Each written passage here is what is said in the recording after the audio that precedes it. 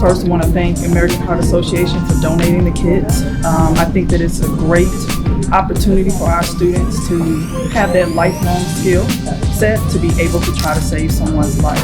The kids, they want to learn it, just by, you have your multi-generational families in the households now. So you have your grandma, you have your grandfather, you have your older or elderly people that are actually in the household, and anything can happen. So they were very inclined to participate in the program.